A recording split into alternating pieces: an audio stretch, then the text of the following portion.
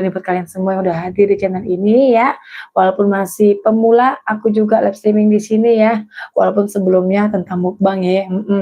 Nah, malam ini aku akan membahas tentang sebuah kisah nyata yang sangat tragis sekali. Yes, udah tragis, misterius, dan menggetarkan dunia hiburan dari bela diri ya. Nah, kisah tentang seorang legenda dikenal di seluruh dunia di kala itu ya, seorang pria yang mengubah dunia film aksi selamanya. Dan seorang ayah yang kehidupannya berakhir terlalu cepat. Dia adalah, tebak siapa? Yes, Bruce Lee ya. Nah, dua generasi, dua legenda, dan dua kematian yang sampai sekarang masih menyisakan pertanyaan-pertanyaan dari masyarakat. Yes. Malam ini kita akan membahas semuanya secara lengkap, dari masa kecilnya, puncak kejayaannya, hingga tragedi yang mengguncang dunia ya. Jadi sebelum kita mulai, jangan lupa tekan like, subscribe kalau misalnya kalian suka misteri, sejarah, dan kisah nyata dunia bersama Mufu. Nah, udah gitu ya. Jadi aku akan mulai dulu dari awalnya, seperti apa tentang Bruce Lee dan anaknya Brandon Lee ya. Aku akan menceritakan kisah masa kecilnya dulu dari Bruce Lee ya. Kisahnya ini dimulai pada tanggal 27 November 1940 di sebuah kota yang saat itu sedang dilanda perang ya, di San Francisco. Di sanalah Bruce Lee dilahirkan. Jadi tanah kelahirannya ada di San Francisco ya. Dan nama aslinya adalah Lee Jun Fan ya. Nama asli Bruce Lee ternyata Lee Jun Fan. Ayahnya adalah seorang aktor opera terkenal di Hong Kong saat itu ya. Nah, nggak lama kemudian setelah Bruce Lee lahir itu keluarganya kembali ke Hong Kong ya. Nama bapaknya tadi Lee Hui Chun ya, nama bapaknya Bruce Lee adalah Lee Hui Chun yang terkenal. Nah, jadi setelah nggak lama Bruce Lee lahir, keluarganya kembali ke Hong Kong ya. Sejak kecil Bruce sudah terbiasa berada di dunia hiburan, mungkin bapaknya ya. Bahkan sebelum berusia 18 tahun, Bruce sudah tampil lebih dari 20 film di Hong Kong. Tuh, berarti banyak banget ya film-filmnya sebelum dia beranjak dewasa, berarti dia emang udah keturunan dari bapaknya, suka acting ya, action gitu kan. Hidupnya dia tuh nggak selalu gampang ya, karena saat remaja, Bruce Lee itu dikenal sering banget terlibat perkelahian di jalanan ya. Maklum ya, namanya dia suka kungfu atau apa, mungkin bela diri, jadi arahnya ke situ ya. Tapi kalau ini terus berlanjut, ibunya kan jadi khawatir ya. Jadi Bruce Lee itu bisa masuk penjara ya. Ibunya khawatir kalau misalkan terus seperti itu, ribut terus ya kan, bisa ke penjara. Dan akhirnya ayahnya memasukkan Bruce Lee ke sebuah sekolah bela diri. Di sinilah permulaannya bela diri dari seorang Bruce Lee. Di sana Bruce Lee bertemu dengan guru yang sangat legendaris. Siapa yang gak kenal sama Ip Man? Filmnya aja sampai ada ya Ip Man ya. Ip Man itu adalah kungfu Wing Chun ya. Kalau misalnya kalian udah pernah nonton filmnya Ip Man 1, 2, 3, 4, gue pun udah nonton sampai habis ya. Ceritanya emang bagus banget, seorang legenda ya.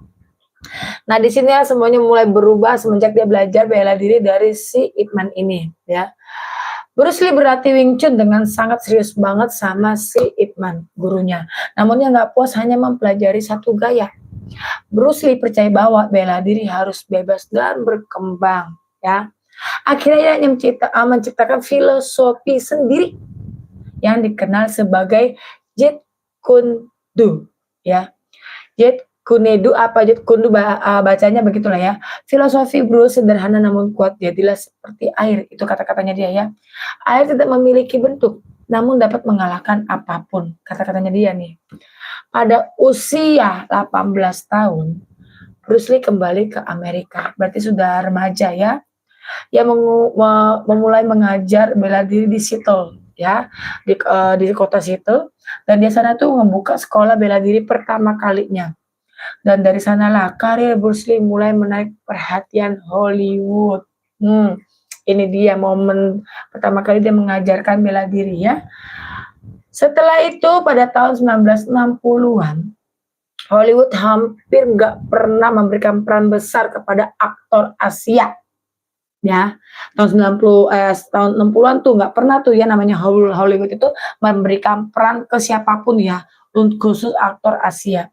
Namun semuanya itu berubah ketika Bruce Lee tampil di TV. Ini nih yang bikin berubah. The Green Hornet. Bruce memerankan karakter Kato di saat itu.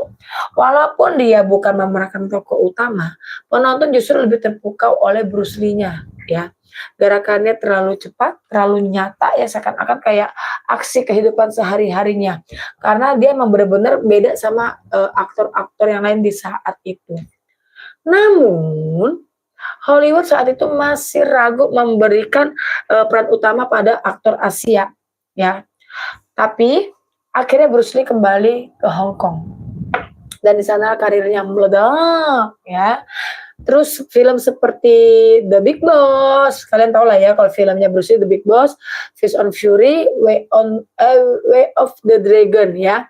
Itu salah satu film dia menjadi yang benar-benar superstar internasional ya. Pertarungan legendarisnya melawan Chuck Norris di Colosseum Roma menjadi salah satu adegan film aksi paling terkenal sepanjang masa di kala itu ya. Sekarang kita membahas tragedi kematiannya Bruce Lee. Pada tahun 1973, Bruce Lee sedang berada di puncak karirnya. Ya, lagi terkenalnya, dia tuh lagi nyelesain film yang kemudian menjadi film yang paling legendaris saat itu ya. Judulnya Enter the Dragon. Namun sesuatu yang mengejutkan terjadi pada tanggal 20 Juli 1973. Bruce Lee pergi ke rumah seorang aktris Hong Kong, Betty Ting Pei ya. Mereka sedang mendiskusikan proyek film di saat itu. Dan Bruce Lee mengeluh sakit kepala. Ya, Betty memberikannya obat penghilang rasa sakit. Lalu si Bruce Lee berbaring untuk istirahat di saat itu ya. Namun berapa jam kemudian Bruce Lee nggak bangun lagi. Ia dinyatakan meninggoy ya pada usia 32 tahun. Sangat muda banget ya kalau untuk 30-an ya. Penyebab resmi kematiannya adalah pembengkakan otak katanya di saat itu. Namun hingga saat ini seperti kalian ketahui banyak teori bermunculan ya, dari reaksi obat atau mungkin kelelahan yang ekstrim banget sejak dia syuting, ataupun teori konspirasi berbagai dari kalangan masyarakat dan entertain ya. Jadi kematian Bruce Lee itu sangat mengejutkan seluruh dunia karena memang di saat itu kan dia terkenal banget ya bela dirinya. Ribuan orang menghadiri pemakamannya dan legenda itu ya pergi begitu saja, terlalu cepat di usia yang sangat muda ya. Tapi ada harapan baru dari seorang anaknya ya yang namanya Brandon Lee. Jadi Bruce Lee ini memiliki anak satu namanya Brandon Lee ya. Kalian tahu ya, sebelum Bruce meninggal dia mempunyai seorang anak ya, putra. Namanya Brandon Lee pada tahun 1965 ya. Dia tumbuh dengan bayang-bayang besar ayahnya. Jadi mirip kayak ayahnya ya, sifatnya, karakternya, dia bela dirinya dia mirip banget sama bapaknya. Jadi seluruh dunia itu selalu membandingkannya dengan Bruce Lee. Namun Brandon tidak ingin hanya dikenal sebagai anaknya Bruce Lee. Dia pengen membuktikan kayak diri dia tuh bisa gitu ya. Dia belajar dari sejak kecil untuk bela dirinya, dia belajar. Dia juga memiliki passion besar di acting. Akhirnya dia dapat tuh peran film di saat itu. Setelah itu dari mulai dia membangkitkan karirnya ya seperti bapaknya, pada tahun 90-an karir Brandon Lee itu naik daun. Yang membintangi beberapa film action ya. Namun film yang benar-benar akan mengubah hidupnya adalah The Crow. Film ini gelap, emosional banget dan berubah dan dia berbeda dari film aksi biasanya. Brandon memainkan peran utama ya, karakter utamanya di situ, Eric Draven ya. Banyak orang percaya kalau film ini akan menjadikan Brandon Lee bintang besar di Hollywood ya. Namun takdir kata lain.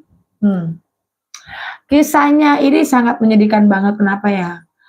Emang ya terkadang itu kalau artis besar apalagi zaman dulu itu emang terkadang banyak banget yang nggak suka ya. Ibarat kata kita kalau misalkan di tempat kerjaan juga pasti ada yang nggak senang, di keluarga pun juga pasti nggak ada yang senang, apalagi di dunia entertain ya, di dunia entertain yang bener-bener, banyak saingannya, banyak yang nggak suka, apalagi zaman dulu kan tinggal dar nggak suka timbul tembak tuh meninggoy orangnya kan. Nah Brandon Lee ini itu sama, hampir sama seperti bapaknya, cuma kalau bapaknya kan banyak, teori konspirasinya, cuma kalau untuk yang Brandon ini berbeda ceritanya. Saat dia syuting film The Crow di Wilmington, dia itu kan lagi film adegan penembakan, Dor. Jadi emang emang skripnya itu untuk tembak-menembak di saat itu. Ada aktor lain namanya Michael Massey harus menembakkan pistol ke arah Brandon. Syutingnya di saat itu ya perannya. Tapi senjata itu seharusnya berisi peluru kosong. Namun gak ada yang tahu kok tiba-tiba Dor, ada fragmen peluru asli yang tertinggal dalam pistol tersebut. Ketika ditembakkan, Dor, itu tuh kayak keluar beneran gitu kan, kayak beneran, tapi emang beneran gitu. Dan bener-bener kena banget ke Brandon Lee-nya. Semua orang di lokasi syuting sangkanya itu acting ya kan, bener-bener sesuai skrip, ternyata tuh enggak. Itu bener-bener peluru.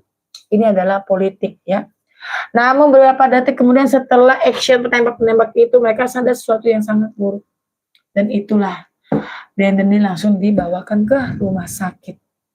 Di saat itu dokter juga udah berusaha buat melakukan yang terbaik ya kan untuk menyelamatkan si Brandon Lee, tapi ya kenyataannya tidak bisa ya, meninggal dunia padahal usianya 28 tahun. Bapaknya usia 32 tahun, anaknya meninggal di usia 28 tahun.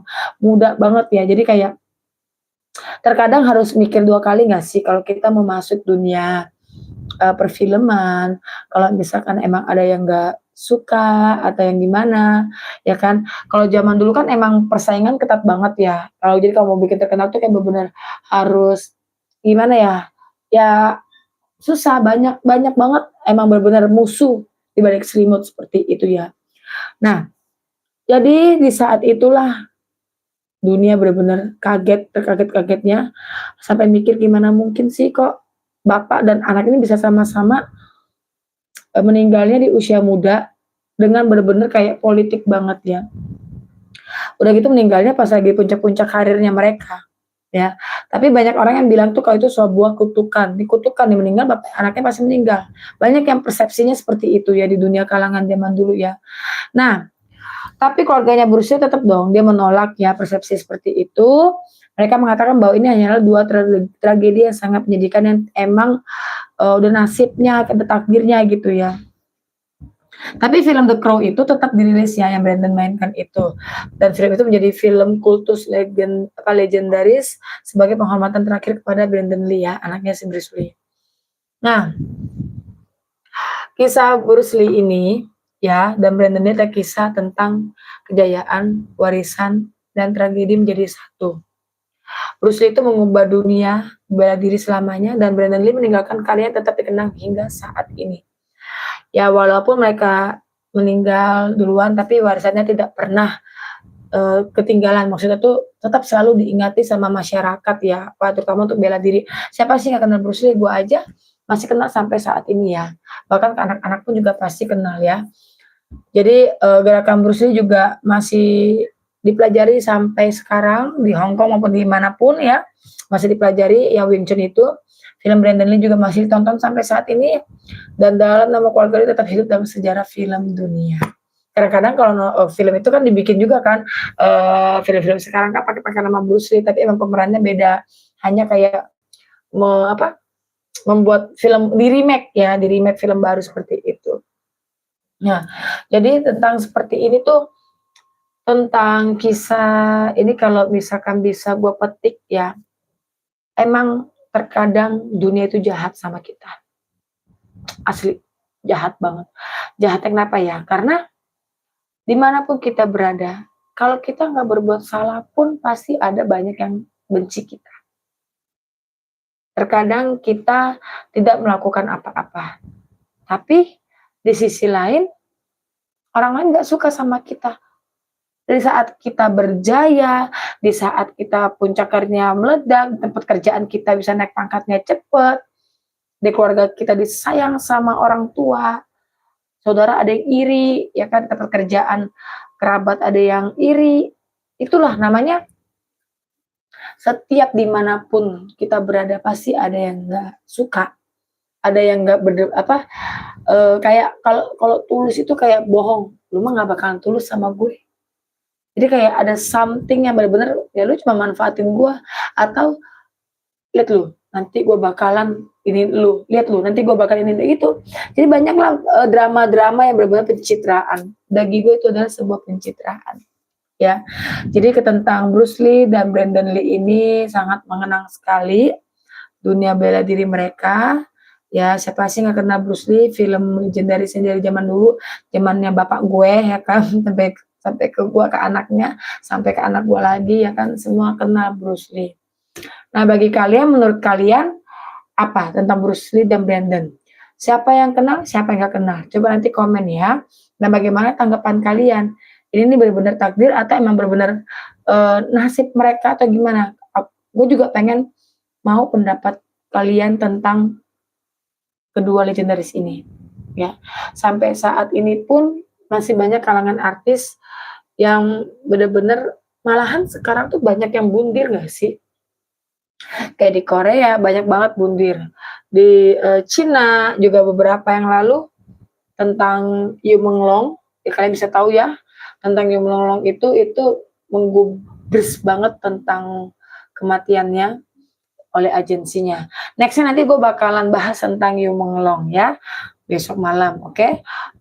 Tentang kisahnya seperti apa, yang gue pengen ngerangkum seperti apa itu kisahnya Yu Menglong. Sedih, banyak yang kehilangan karena dia anaknya baik, ya kan, udah cakep, baik, dia perhatian, gak neko-neko, tapi dia dimanfaatin, dia tetap sabar. Nah, tapi emang kehidupannya tragis, ya. Itulah dunia perfilman dan dunia kerja maupun dunia apapun, itu tetap pasti ada musuh, pasti ada yang gak suka, ya.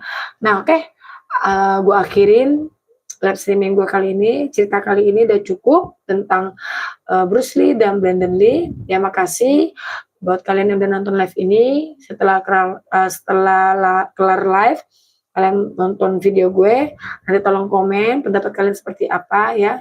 Jika kalian suka cerita seperti ini, jangan lupa subscribe channel gue ya. Dan nanti tulis di komentar siapa lagi yang akan gue bahas.